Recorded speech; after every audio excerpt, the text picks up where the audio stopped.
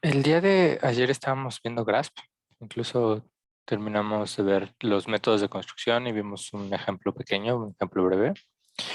Lo único que se me pasó mencionarles ayer, cuando nosotros estábamos viendo, bueno, ahí ya en pantalla ven el algoritmo, ¿verdad?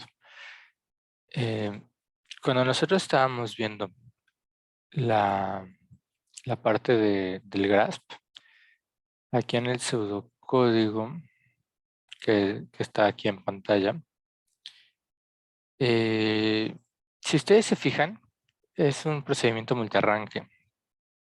Yo les decía, van a hacer esto tanto número de iteraciones y únicamente se van fijando como si van mejorando, entonces lo guardan como la mejor solución encontrada hasta el momento.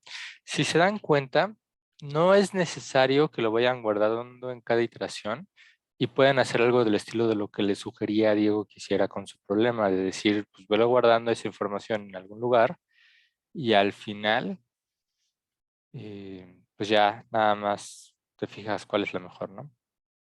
Aquí, esto de decir, bueno, voy viendo a ver si es el mejor o no es el mejor,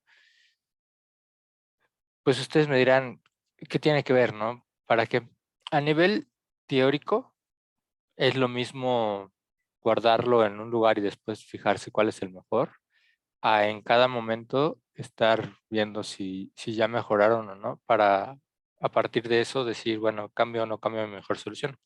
A nivel teórico es lo mismo, el orden no afecta el resultado que van a obtener, o al menos en teoría no debería de afectar. A nivel práctico cambia bastante las cosas.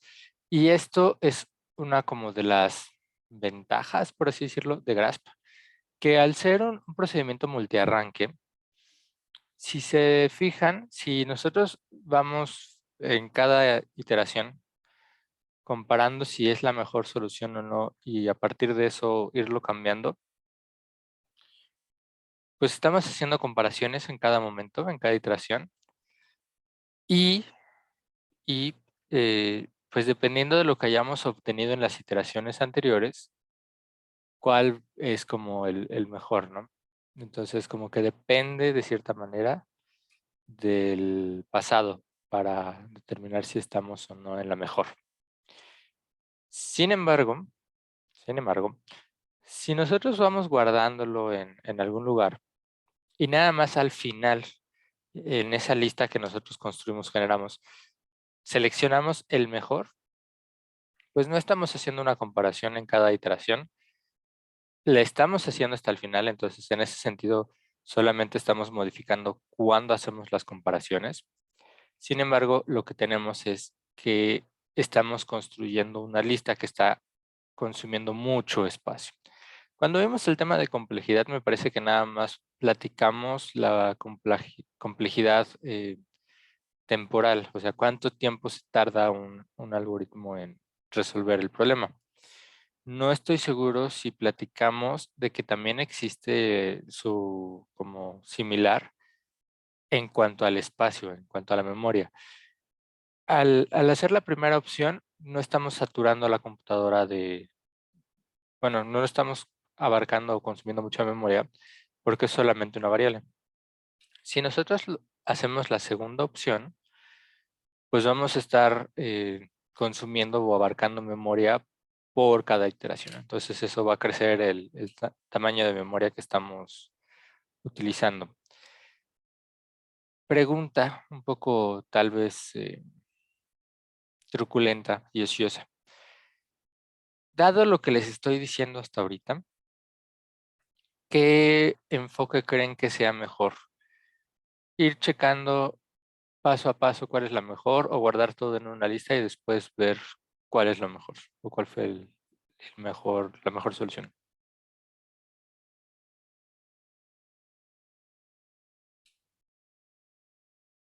¿Qué opinan? ¿Cuál sería mejor?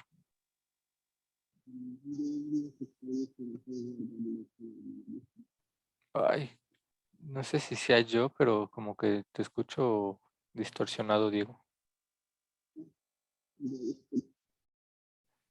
No, yo tampoco igual. Bueno, tampoco escucho a Diego. Ajá, sí, como que estás distorsionado. No sé si puedes escribirlo en el chat, Diego, o intentar pelearte con tu micrófono. Y bueno, Silvia, Paula, ¿ustedes qué opinan? ¿Cuál creen que sea mejor?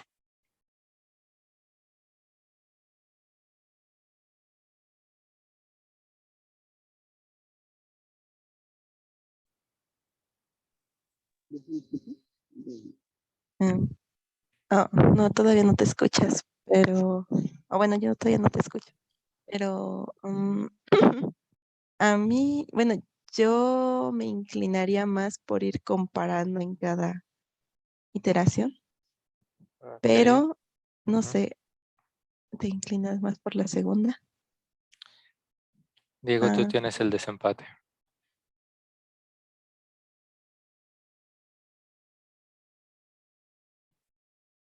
Yo también me inclinaría más por la segunda. Ah, ahí ya te escuchamos, perfecto.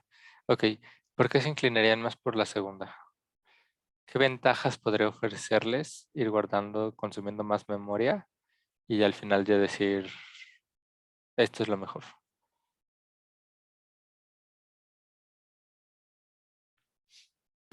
Pues, por ejemplo, en mi problema estoy viendo que lo que puede pasar es que pueda caer en un óptimo local. Ujú. Entonces, si quiero como que salir de ese óptimo local, pues, tendría que hacer otras cosas y para eso necesito saber pues, cuáles son las cosas que ya tengo, ¿no? Entonces, por eso es mejor guardar. Ah, ok, sí. Bueno, en teoría, Grasp de, pues de entrada ya tiene como que eso en mente, ¿no? De tratar de salir de los óptimos locales y por eso es por lo que es multiarranque, para que, como platicamos, en cada arranque, en cada iteración, llegas a un óptimo local, pero como son muchos, entonces puedes ver cuál es, salir de ese óptimo local, llegar o intentar llegar al global. A ver, esto, Silvia, platícame, ¿tú por qué te inclinas por el enfoque tradicional? pues justo para no ocupar tanta memoria, Ujú, pero también es que ahorita lo que dijo Diego de atorarse en un óptimo local, pero de todos modos, Grasp, si le empiezas a, pues es que va a empezar en varios lugares, ¿no? ujú, Entonces, digo, de todos modos, o sea, de todos modos podría yo eh, aleatoriamente caer también en otro óptimo local, pero lo comparo con el resultado que ya tenía anterior, bueno, con el valor que tenía actualmente, ¿no? Mi ujú. guardado. Entonces yo creo, bueno, yo por eso, porque digo, bueno, si de todos modos voy a pasar por ahí, podría ahorrar en memoria, ¿no? Ujú. Bueno, así pienso. Ok, esto, pues sí, justamente. Y entonces, si es como dice Silvia, si de todas maneras me voy a ahorrar, me voy a ahorrar memoria y no importa cuál, no voy a escaparme de un óptimo local. ¿Por qué creen que esté sacando a tema esto? ¿Por qué decirles o plantearles que existe otra posibilidad cuando pareciera ser que esta es mejor que la otra? Como que no tendrá sentido, ¿verdad? Yo empecé diciéndoles esto, que a nivel teórico pasaba algo y a nivel práctico pasaba otra cosa. Al nivel práctico únicamente les proporcioné las desventajas para que se fueran o se inclinaran más por hacerlo de esta manera. Ya en la práctica, en realidad, no va a ser o de esta o de la otra forma. Va a ser como una mezcla. ¿Cuáles son las ventajas de Grasp? Y que era lo que les quería decir, al ser multiarranque y por lo que nosotros podríamos pensar en el otro enfoque de hacer todo, irlo guardando en una lista y ya nada más quedarme con el mejor. No sé si sean o estén familiarizados con el término programación en paralelo,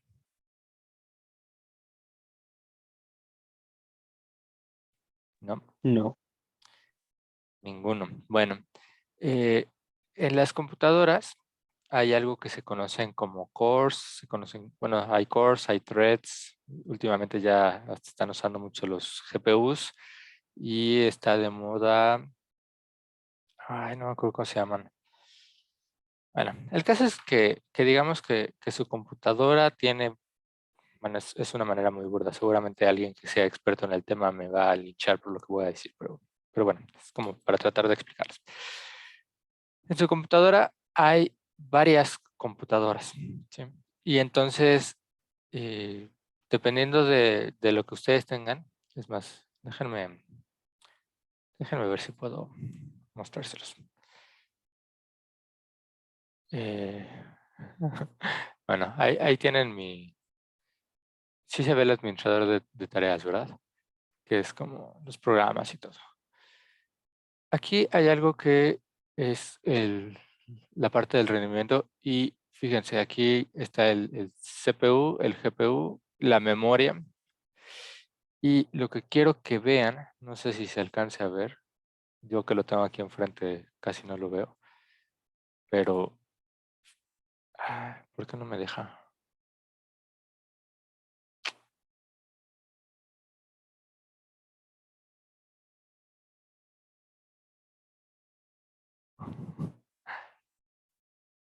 Ahí está ya, ok. Fíjense, esto de acá, los núcleos son los cores de los que yo les hablaba hace rato. Digamos que es algo físico de su computadora. Existen tal cual como unidades separadas en la computadora. Los procesadores lógicos eran lo que les decía como threads. Y es como una partición que puede crear la computadora dentro de ella misma. Creo que era acá, el monitor de recursos. Bueno, no lo están viendo, pero ahí está. Y de nueva cuenta.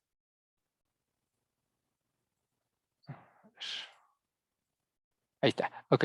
Entonces, fíjense, aquí estamos viendo. Ay,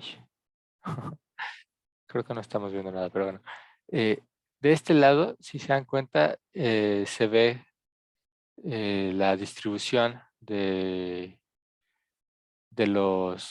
Bueno, aquí está tomando los threads, que son los 8 procesadores lógicos. Pero fíjense, por ejemplo, aquí en el CPU está usando el del servicio casi no está usando nada. Y pareciera, no entiendo por qué, pero pareciera que estoy usando todos los procesadores lógicos. Hay pues algunas diferencias. Por ejemplo, el 5 casi no está usando nada. Aquí pareciera ser que un poco más, un poco más demandado, etcétera. A lo que voy es, nosotros podemos usar varias computadoras dentro de nuestra computadora. Esto se puede explotar cuando usamos lo que se conoce como procesamiento en paralelo. En el procesamiento normal, tradicional, lo que está pasando es que nosotros vamos a decirle al programa en nuestra computadora, mira, tienes esto, velo generando, haces una iteración, lo haces otro. Y entonces la computadora lo que va a hacer, a ver si se puede ver así. Ok, la computadora lo que va a hacer es que va a decir, bueno, pues esto, tengo un recurso, entonces primera iteración, lo que se tarde hago esa iteración, después mando la segunda iteración, lo que se tarde, y así sucesivamente. Déjenme suponer que son 8 iteraciones, ¿no? Bueno, 10 mejor. 3, 6, 7, 8, 9, 10, ¿sí? Entonces, como únicamente están accediendo a un solo recurso, ¿no? Piensan en su computadora como un todo, cada vez que ustedes quieren hacer una iteración, como están usando el mismo recurso, dicen, pues me espero a que termine, ya que termino, hago la siguiente y así. Entonces, si ustedes se dan cuenta, aquí esta línea es como el tiempo que ustedes tardarían. ¿Qué pasa? ¿Qué pasa si nosotros en vez de tener un recurso, tuviéramos un segundo recurso adicional? Pues si se fijan que estos son los cores o los threads, como no, si vamos a estarlo guardando todo en una lista y no dependemos de lo que pasó antes, una vez que nosotros empezamos la primera iteración en el primer recurso, no tendríamos que esperarnos a empezar con la segunda iteración en el segundo recurso. Y entonces lo único que va a pasar es que cada recurso que nosotros tenemos, pues nos tenemos que ir esperando para comenzar el siguiente. Y entonces fíjense, en vez de esperarnos todo este tiempo para terminar los 10 iteraciones, aquí en este punto, ah, en este punto, yo ya hice 5 iteraciones en este primer recurso y hice 5 iteraciones en este segundo recurso. Entonces no necesito esperarme a que terminen estas y aquí pues ya no mando a hacer nada porque en este momento yo ya tengo mis 10 iteraciones. ¿Se ve la ventaja? En vez de tardarme todo esto, con un segundo recurso adicional, yo puedo realizar el mismo trabajo en la mitad de tiempo. ¿Qué creen ustedes que pasaría si yo agrego otros 2 recursos adicionales? Un recurso amarillo y un recurso verde. ¿Qué creen que pasaría? ¿En cuánto tiempo podría yo tener mis 10 iteraciones? ¿En 3 tiempos? En 3 tiempos, exactamente. Sí, entonces, conforme ustedes vayan teniendo más recursos, pues es menor el tiempo. Y entonces aquí es donde entra o parece ser un poco muy atractivo hacerlo de la segunda manera, porque con el procesamiento en paralelo, ustedes pueden generar los bloques de listas y ya nada más al final, su lista va a ser juntar cada una de las listas que tenían en cada uno de los recursos. Y entonces ahora sí lo hacen rapidísimo y nada más se fijan en cuál es la mejor de todas. Aquí lo que podrían hacer, que era lo que les decía, como una mezcla, que en cada uno de los recursos hacen esto. No van guardando la lista, solamente se quedan con el mejor. Y ya finalmente, cuando terminan todos sus recursos, pues comparan los mejores y regresan al que era el mejor. ¿Sí? Entonces, esa es una ventaja de procesamiento paralelo, que una tarea que podría llevarles mucho tiempo, al distribuirlo en varios cores, en varios threads, se hace de forma rapidísima. Bueno, como anécdota nada más,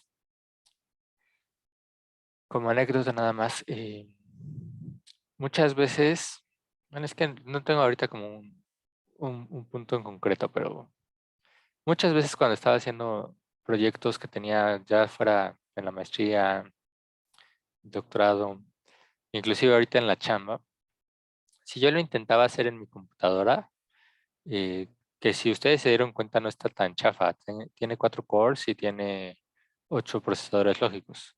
Es como una buena computadora para un mortal.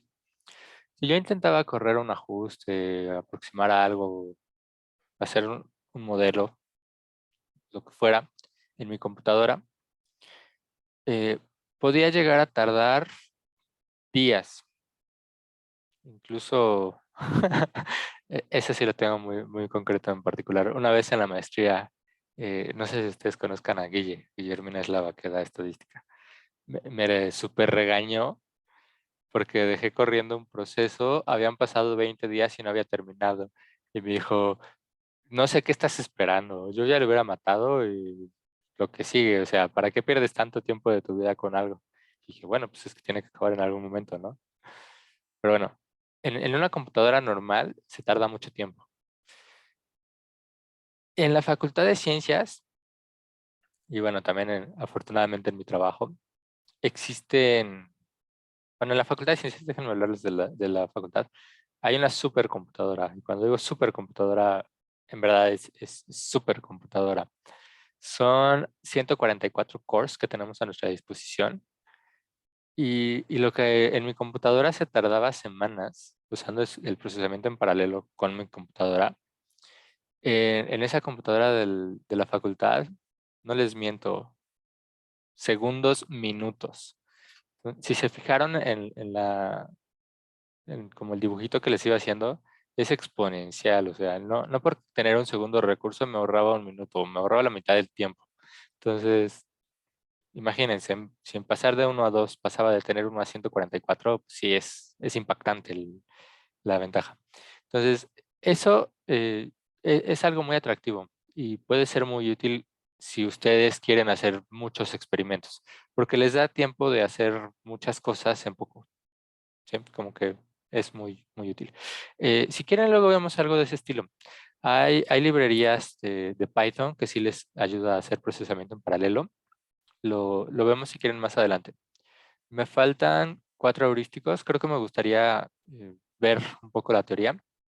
Y ya terminando, empezamos a meternos más a fondo con la parte de programar y ejecutar. ¿Sí? Entonces, bueno, eso se los quería presentar porque precisamente la siguiente heurística esto, no tiene esa ventaja. Bueno, la tiene, pero no la tiene. Entonces, esa es algo muy bueno que tiene Grasp, que por su estructura, su forma de abordar el problema, es muy fácil de paralelizar. Paralelizar es distribuir el trabajo y ya después nada más juntar los resultados para obtener el óptimo. Bueno, si ustedes se dan cuenta, yo en las clases me quedé creo que en la página 4 o 5, en la 5. El artículo tiene 17 páginas. Hay un montón de cosas que no vi con ustedes en este artículo. Yo les invitaría a que las lean. Hay cosas muy interesantes. Una de ellas es, por ejemplo, esto, lo del esquema de los graphs reactivos, decir, bueno, esto, siempre tengo que usar el valor o construcción, etcétera. Y lo que ya les había platicado de esa balanza de la exploración y la explotación. Y ahí trabajan un enfoque o una idea de decir, bueno, ¿y por qué dejarlo fijo? ¿Por qué el alfa siempre es el mismo en las iteraciones? ¿Por qué no mejor irlo adaptando para que sea mejor? Entonces, pues les invitaría a que hagan eso, bueno, que lo lean. Les habla de búsqueda local. Y aquí esto de reencadenamiento de trayectorias, pues está coqueto, la verdad, pero no me quiero meter mucho en eso. Em, si les interesa, pues es interesante. E incluso esto tal vez sí te sirva a ti, Diego, porque esto del reencadenamiento de trayectorias se parece mucho como lo que hacíamos en la demostración de Kruskal para demostrar que el árbol es el óptimo. Entonces, ¿cómo pueden ir de una solución a otra solución? Si les interesa, chéquenlo. Y lo único que les quería compartir, fíjense, aquí también hablan del grasp en paralelo. Esto de acá, creo. Aquí, eh, bueno, hablan ya de probabilidades de encontrar soluciones, etcétera. Y, y únicamente quería quedarme con esta proposición uno. No la vamos a demostrar, no se espanten. Eh, pero, pero sí quería usar esta proposición para comenzar con el siguiente tema. Eh, Aquí hablan de una probabilidad de no encontrar una solución con un valor dado, es decir, con cierta calidad en tanto tiempo.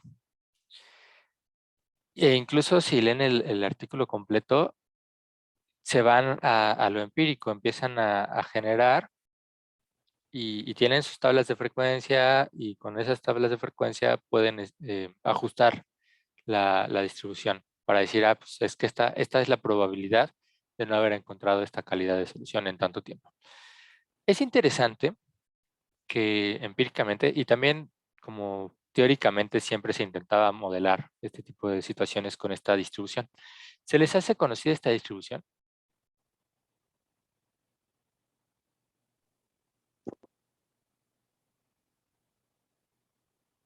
Sí, es una Poisson, creo. Bueno, casi. Es una exponencial. La Poisson es discreta y esta es como ya la continua. Pero es con una exponencial. Y entonces aquí dicen, pues, ¿existe algún parámetro? En este caso lo están parametrizando como, bueno, el lambda dividido. Acuérdense que puede ser e a la menos lambda t o e a la menos t sobre lambda. Pero es una exponencial. Y va a decir, pues existe este parámetro. Y con este parámetro, eh, dado cierto tiempo, pues la probabilidad de no haber llegado a una solución de esa calidad, pues la pueden ver en este tiempo como esta. Y si ustedes, bueno, no estoy seguro si se acuerdan, porque nunca me acuerdo si sí llevaron, pero seguramente probabilidad sí la llevan, ¿no? Independientemente. Estadística es la que tal vez sí, tal vez no, pero probabilidad seguro sí. Eh, si ustedes se acuerdan, la exponencial era una distribución que tenía la característica de pérdida de memoria.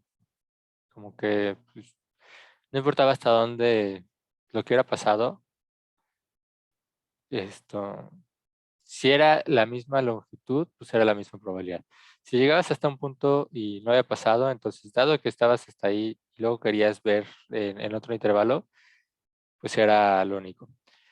Em, no, no es, bueno, o sea, seguramente sí. Ay, no sé hasta dónde meterme, porque tampoco quiero aventarme un curso de procesos estocásticos, pero, pero sí tiene que ver un poco con las cadenas de Markov, Diego. Y, porque si ustedes se acuerdan, para que fuera cadena de Markov era que únicamente dependía del último momento, no dependía de todo lo demás. Esto, ay, bueno, solo voy a decir que esto de depender del último momento y de pérdida de memoria, y que la probabilidad de haber encontrado una solución de esta calidad la podemos ver o expresar con una exponencial, es como las características del siguiente, bueno, que hacen que tenga sentido la siguiente heurística. Y concluir, nada más como dato curioso, si en algún momento quieren checarlo, yo los invitaría a que lo chequen, en verdad está muy padre eso, pero pues yo en lo personal no me siento con la confianza de aventarme a ver eso, porque a nivel teórico es muy rudo. No sé qué tan fuertes o qué tan truchos vengan en cosas de ese estilo de esto, ay, ¿cómo se llama esto? Eh, Como que quiero decir teoría de la medida, pero no me acuerdo ya. Bueno, cosas estocásticas probabilísticas, pero desde un enfoque matemático que son muy elevados, se demuestra, eso está genial, insisto, está genial, se demuestra justamente con cadenas de Markov y procesos estocásticos de ese estilo, que la heurística que vemos, o bueno, la siguiente heurística, sí converge a la solución óptima. Si ustedes juegan con los parámetros de una forma en especial. Pero como todo, y justamente lo de las heurísticas, tiene letras chiquitas. Y las letras chiquitas es si se deja el suficientemente tiempo. Y eso pues como que mata pues, el enfoque de las heurísticas, ¿no? Yo lo quiero rápido. Entonces, está genial porque demuestran con cadenas de marco, bueno, con procesos estocásticos, que la siguiente heurística sí llega al óptimo, pero tal vez no llegue en el tiempo suficiente. Aquí con Grasp, si se dan cuenta, nada nos garantiza que lleguemos al óptimo. Puedo yo tardarme 1 millón de años y tal vez nunca vaya a llegar al óptimo. No tengo garantías de eso. Para el siguiente, sí. El siguiente algoritmo, bueno, la siguiente heurística, eh, se conoce como recocido, bueno, es recocido simulado. Hay historia de fondo. Aquí en recocido simulado lo que intentaban hacer era como, pues, no sé si decir seguir, recrear, o más bien que se inspiraron en el proceso pues, del recocido. Ay, no sé cómo decirlo. términos técnicos, científicos, no les vengo manejando muy bien, pero pues aquí coloquialmente y aprovechando que pues, no hay físicos o algún ingeniero entre nosotros, creo yo. Piensen ustedes en una época medieval, en las forjas de las espadas. No sé si estén o sepan algo de cómo forjaban las espadas o cómo las creaban en esos tiempos. Pero a grandes rasgos lo que yo me imagino es que conseguían los materiales, los minerales, la tierra, no sé, hacían su mezcla. La verdad desconozco cómo se compone la aleación del acero, qué ingredientes lleve, pero supongamos que juntaban los materiales. Con eso se calentaba, se llevaba el material a una temperatura muy alta para que se empezara como a derretir. No totalmente, pero que fuera más maleable. Ya que estaba sobrecalentada, o sea, como que metían el material al horno, ya que estaba muy caliente lo sacaban y lo empezaban a martillar para darle la forma. Ya que lo habían martillado tantito, en ese momento de estar martillando, pues obviamente disminuía la temperatura, como que se iba enfriando un poco. Al hacer eso, esto pues se ponía más duro el material, ¿sí? No lo podían, si lo dejaban todo el tiempo fuera, pues ya era más difícil. Entonces lo que hacían era estar jugando con meterlo a la forja, al horno, para que se calentara y fuera más maleable. Ya que estaba en cierta temperatura, lo sacaban, lo golpeaban, lo volvían a meter, así, etcétera. Y también en algún momento, para jugar también con eso, tenían ay, se me fue el nombre técnico, pero a grandes rasgos como esa de los caballos, que es como, ándale, Silvia, una cubeta de agua. Y ya metían la espada o lo que fuera que estaban ahí forjando y se enfriaba. Entonces, pues uno diría, pues está bien, ¿no? Calientas, moldeas, enfrías, calientas, moldeas, enfrías. mm, No, bueno, podría pensar uno, no tiene gran ciencia, ¿no? ¿Cuál es el problema? Cualquiera puede hacerlo, pero pues, no cualquiera puede hacerlo. E inclusive, pues, bueno, ya me imagino, ¿verdad? No tengo pruebas, pero tampoco tengo dudas. Pues dependiendo de la persona, el herrero, pues, sus espadas eran de mejor calidad, duraban más o con cualquier golpe se trozaban. Entonces, yo me imagino que ibas con el mejor herrero disponible, porque pues si querías una espada era por algo y yo no querría tener una espada que se troza en cualquier momento. Entonces, ahí como que, bueno, ya en la parte anecdótica física, pues surgió la pregunta de ¿por qué no? Porque hay espadas que duran mucho y porque hay espadas que con nada más verlas se quiebran, se trozan.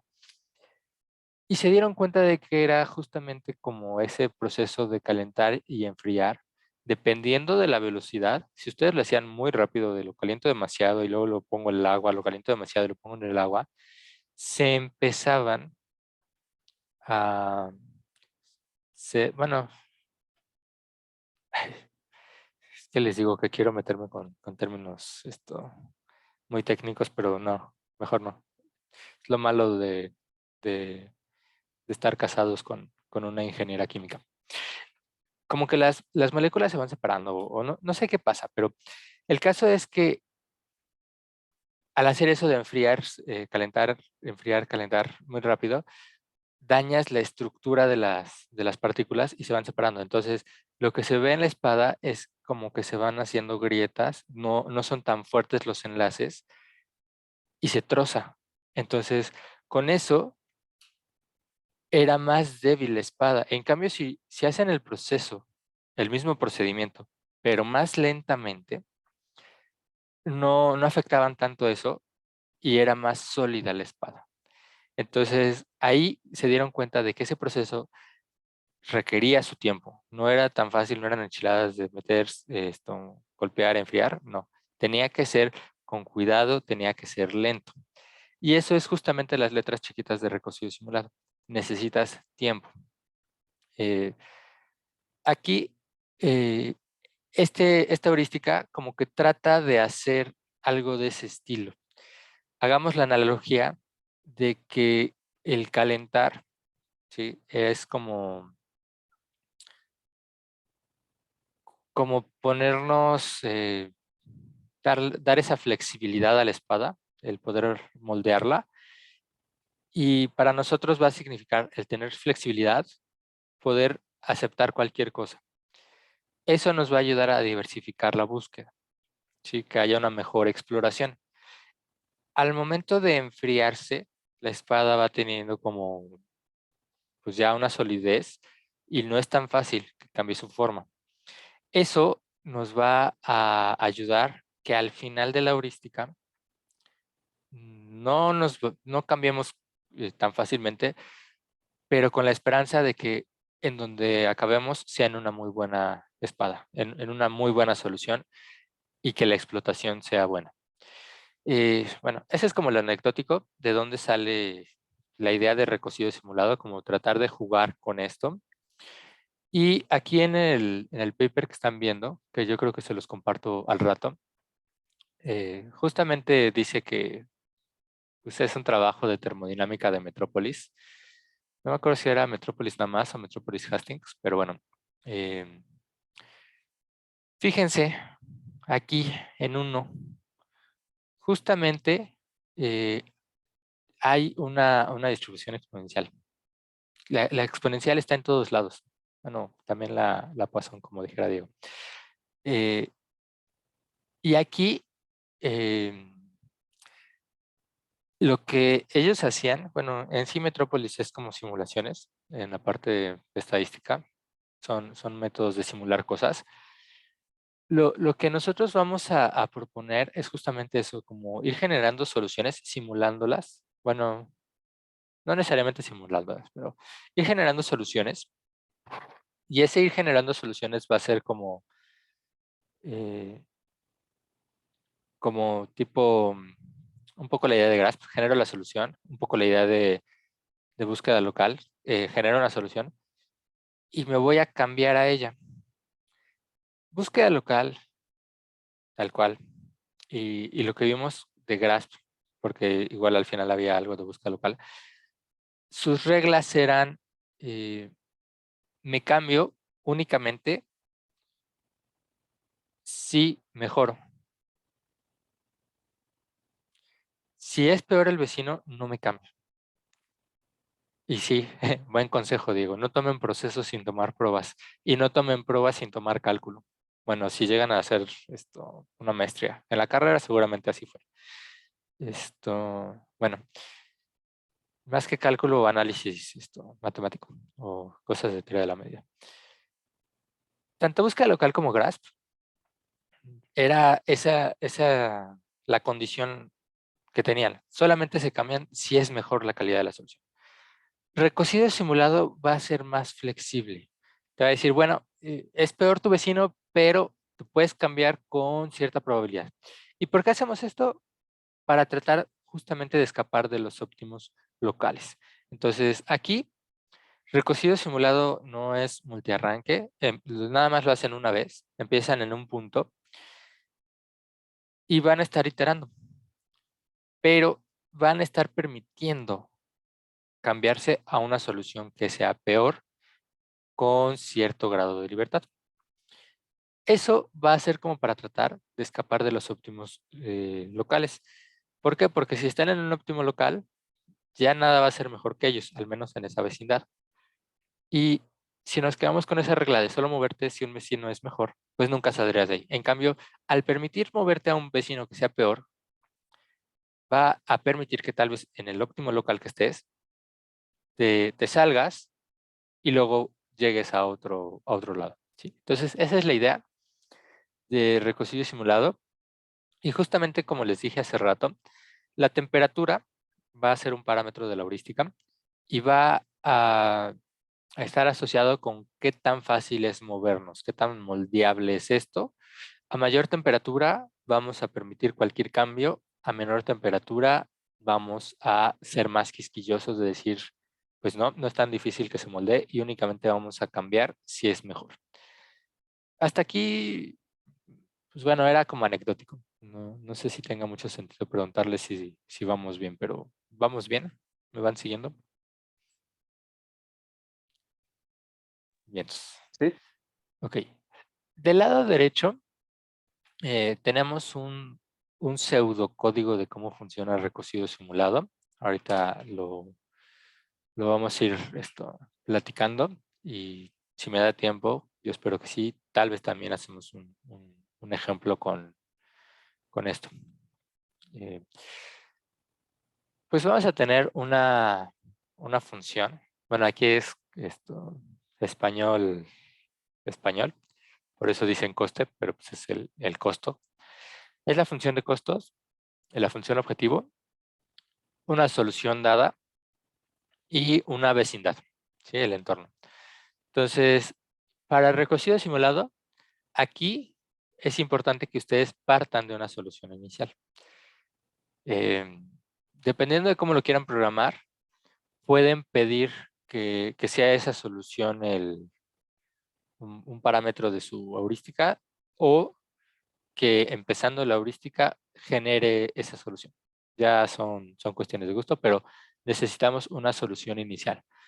Además, también vamos a necesitar una temperatura inicial, una función de reducción de la temperatura. Aquí no era este. Sí era este. Por un momento pensé que estaba usando la otra. Aquí normalmente lo que se hace es decir, alfa de t. Sí, o sea, es una función que depende de la temperatura.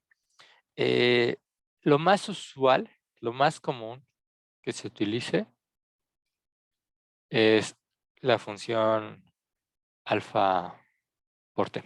¿Sí? O sea, como ir reduciendo la temperatura en este factor y por lo mismo alfa es un número entre 0 y 1, como para tratar de que la temperatura vaya disminuyendo con el tiempo. Pero bueno, necesitamos un factor una función de reducción de la temperatura. Esto nos va a ayudar como para ir disminuyendo la temperatura en cada paso de del algoritmo. Y bueno, también aprovechando ya que estamos por aquí, esta temperatura inicial, ustedes tienen que jugar con estos valores. Tienen que jugar, no es como que yo les vaya a dar la receta de cocina. Como lo que les platiqué ayer. Yo únicamente les estoy hablando desde mi experiencia, valores que me han servido y que han sido buenos, pero no por eso vayan a servir siempre, ¿no? Aquí normalmente una temperatura se pide que sea alta. Yo he visto, digo, si es mayor, pues qué mejor. Pero yo he visto que si ustedes empiezan con una temperatura de, pues 1000 sí, pero 1000 también como que podría ser un poco chaca. Bueno, dependiendo de cómo sea su computadora. Si ustedes confían en que tienen una computadora choncha, empiecen en 10,000. Si no, con 1000 puede ser que funcione. El alfa, también igual, estoy hablando desde un punto de vista de mi experiencia. Un alfa, si ustedes quieren obtener como buenos resultados, pueden ponerle de 0.99. Si su computadora no es tan choncha, no está tan trabada, no es tan potente, pueden ponerle de 0.9, algo de ese estilo. Aquí, este siguiente parámetro, bueno, estos se conocen, creo que eso no lo mencioné con Grasp. Estos se conocen como hiperparámetros. Creo que ni siquiera con la supercomputadora intenté algo de 10,000. Y no dudo que sean mejores los resultados, pero tal vez vas a pasar de tener un super resultado con valor de función objetivo de, no sé, 100, a tener un super resultado con valor de función objetivo 101. Entonces, también, bueno, lo vamos a ver más adelante. Hay que jugar con eso. calidad contra tiempo. Pero bueno. Entonces, estos de aquí se conocen como hiperparámetros, porque son cosas que, dependiendo de cuál le asignemos, cómo va a desempeñarse nuestro algoritmo. Pero, bueno, no son parámetros tal cual, porque ay, en optimización no sabría cómo decirlo, pero, por ejemplo, en las cosas de Machine Learning, pues un hiperparámetro pues puede ser también, ¿no? Si quieres ajustar un bosque de decisión, pues, cuál es el número de árboles que vas a ajustar, ¿no? Cosas que son configuraciones de tu algoritmo, de tu heurística para llegar a una solución. Pero esos son como la arquitectura de tu manera de llegar a una respuesta. Y los parámetros normales son, por ejemplo, pues, tu muestra, ¿no? De decir, bueno, tengo estas muestras y con esto quiero entrenar al algoritmo. Entonces, estos de aquí son hiperparámetros que están asociados con la arquitectura, la estructura, cómo estamos haciendo la heurística. La solución inicial, insisto, puede ser que ustedes lo pidan como un parámetro de decir, dame una solución inicial y yo te doy la final, ¿no? Esto de las temperaturas, el factor de reducción y el número de repeticiones se conocen como hiperparámetros. Eh, este número de repeticiones está asociado con cuántas veces hacemos lo mismo, pero quedándonos en la misma temperatura. Ahorita igual como que también lo platicamos. Aquí igual, en mi experiencia, con 40 repeticiones en la misma temperatura, pueden llegar a tener algo bueno. Ya si están confiados, pues pueden ponerle 100 repeticiones o si llevan prisa 20, pero 40 creo que es un buen número.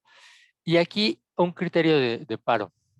Siempre es necesario decir, bueno, pues sigo buscando, pero ¿hasta qué momento? ¿En qué momento?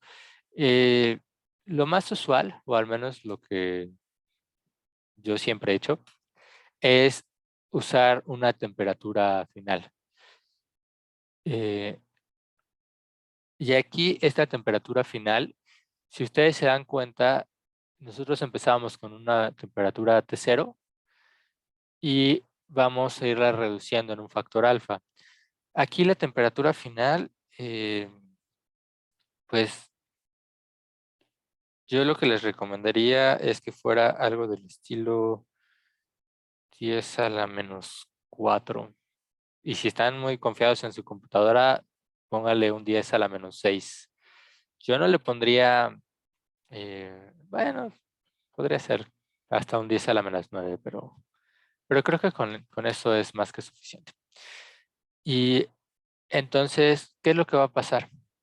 Empiezan en una temperatura 1000, hacen algo, ahorita platicamos que hacen 40 veces.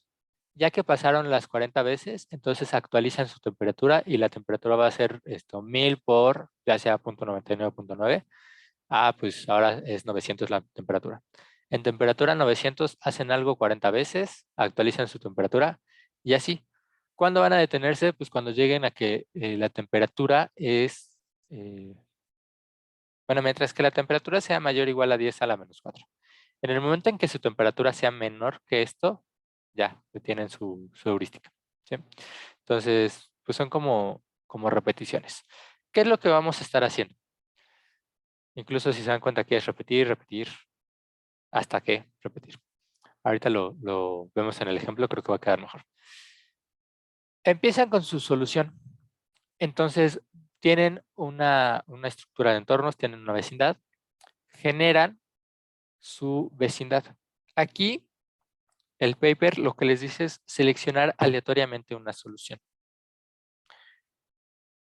Pues tienen dos opciones. Si nada más se van a quedar con una solución, ¿por qué no hacer que la estructura de entorno les regrese nada más un vecino? Entonces, pues generan el vecino y ya con el vecino pues, saben qué hacer. La otra es generar toda la vecindad y luego meter ahí como la parte del muestreo de decir, bueno, selecciono un vecino. Aquí, en teoría, es lo mismo, pero a nivel práctico, pues sí hay diferencia. Si ustedes generan toda la vecindad, puede ser que sea más tardado porque tienen que construir más vecinos. Y además les va a ocupar más memoria. En cambio, si usan una función o una vecindad que les genera automáticamente un vecino, pues se ahorran además el procedimiento posterior de seleccionarlo aleatoriamente. Entonces, jueguen con eso, como vayan viendo a ver qué les da mejores resultados. Yo, en lo personal, insisto, y creo que con esto me voy a defender todo lo que resta del curso. Yo, en lo personal, les recomiendo, en base a mi experiencia, no garantizo nada, pero a mí me ha funcionado bien únicamente generar un vecino. Generando un solo vecino, funciona muy bien recocido simulado y no gasto tanta memoria y es más rápido. En mi experiencia. Ustedes pues, pueden hacerle como quieran. Pero bueno, entonces van a tener una solución. Ahorita, por ejemplo, estábamos en S0 y generamos otra solución S. Aquí hay de dos sopas. Bueno, hay tres sopas, pero vamos a pensar que solo son dos sopas. O la solución S es mejor de lo que era S0 o no lo es. ¿Sí? Aquí no me acuerdo si el artículo es para, creo que es para un problema de minimización, pero ahorita lo vamos a ver. ¿Qué es lo que va a hacer? Va a definir este delta, que es el cambio o el incremento que tiene el valor de la función objetivo. Si se fijan, estamos viendo la calidad de la solución vecina, la calidad de S, comparada con la calidad de la solución inicial, S0. Entonces, si se fijan, es lo que les decía. Que delta sea menor que 0, pues es que este es menor que este o que este es mayor o igual que este. ¿Sí? Aquí es un problema de minimización. En el artículo es un problema de minimización. ¿Por qué estoy diciendo esto? Si es un problema de minimización y delta es menor que 0, significa que f de ese 0 es mayor. Entonces, este es menor. El S, es una mejor solución que ese 0 en un problema de minimización, porque esto es menor que esto. Aquí, automáticamente les dice, bueno, si el delta es menor que 0, muévete de solución. Ahora ese 0 va a ser ese. ¿Por qué? Porque como ya encontraste algo mejor, pues te conviene moverte sí o sí. Te mueves automáticamente. Si no, querría decir que ese, bueno, el valor de la función en ese es mayor que el valor en ese 0. Y como era de minimización, pues pareciera que no me conviene mover. No es una solución de mejor calidad. Aquí es donde entra el permitir esos movimientos a soluciones que no son mejor para escapar de los óptimos locales. ¿Cómo lo vamos a hacer? Lo vamos a hacer aleatoriamente y con cierta probabilidad. Aquí, bueno, ya me dijeron que, perdón, y creo que cada clase les pregunto lo mismo, cada clase les repito lo mismo. Sí, n de ese 0 es la vecindad, pero pues nada más te vas a quedar con un vecino. Por eso, y el vecino es ese. Pero sí, n de ese 0 es la vecindad. Perdón, siempre les pregunto lo mismo. Estadística, ¿quién llevó y quién no?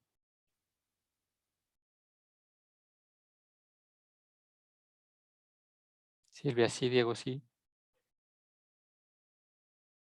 Paula, no. Bueno. Pero ahora que lo pienso, creo que esto más bien lo ven en prueba 2, como de, bueno, no sé, ¿ven simulación en prueba 2? O No. no. Bueno, aquí lo que estamos haciendo es simular variables exponenciales. Y no sé si ustedes lo sepan, pero casi cualquier distribución, bueno, más bien cualquier distribución, continua, pueden simularla a partir de una uniforme. Entonces, lo que están haciendo es generar una variable uniforme y después con esa uniforme hacen una transformación para simular una exponencial. Y entonces, fíjense, aquí lo que les voy a decir es, en procesos estocásticos. Bueno, pero yo imagino que todos vieron algo de este estilo, ¿o no?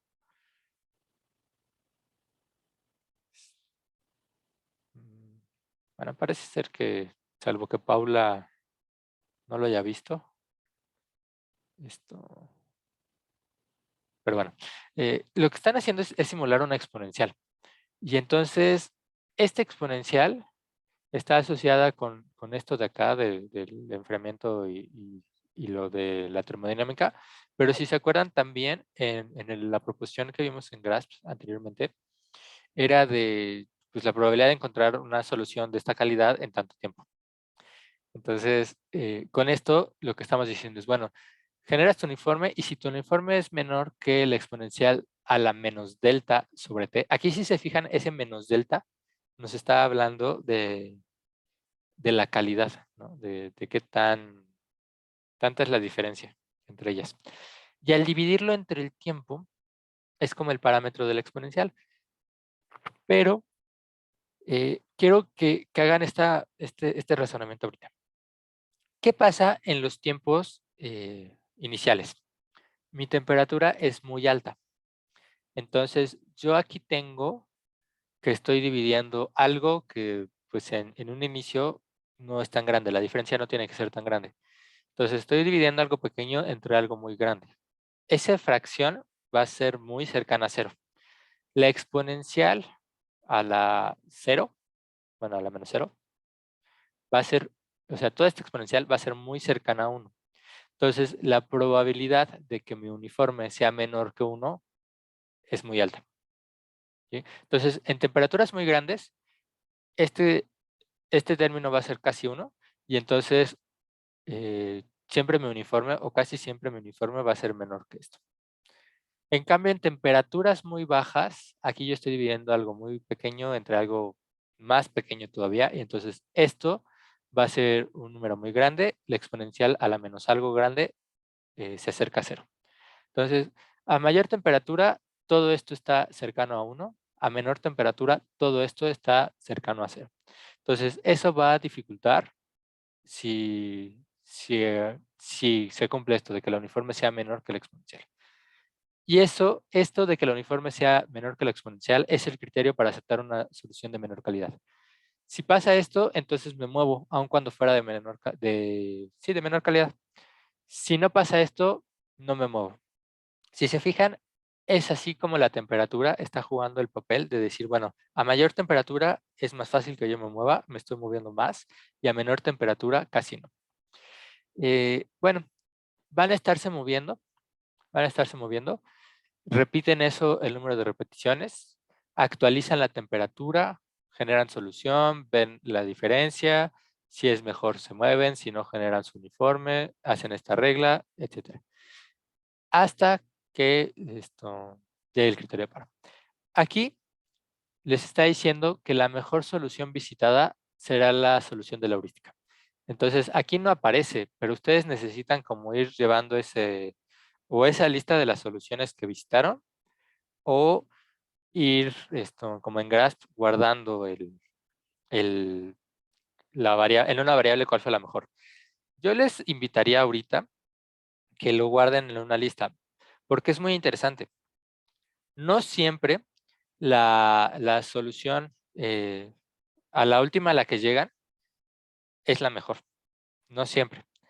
Cuando sí, y eran las letras chiquitas, ay, perdón, ya para concluir, que ya hasta me pasé. Cuando sí, las letras chiquitas tienen que empezar en una temperatura suficientemente alta, tienen que llegar a una temperatura suficientemente pequeña y tienen que enfriar lo suficientemente despacio. Si ustedes cumplen esas 3 condiciones, entonces la última solución a la que llegan es la solución óptima. Si no, puede ser que no. Y lo que va a pasar es que una de las soluciones que visitaron al inicio era el óptimo, pero como permitieron estos cambios, se movieron a otra y ya después se fueron a otro lado. Bueno, hasta aquí vamos bien. ¿Quedó claro pues el enfoque de recocido simulado? No sé si tengan alguna duda, inquietud. Bueno, pues entonces le voy a dejar hasta aquí y de mi parte sería todo. Nos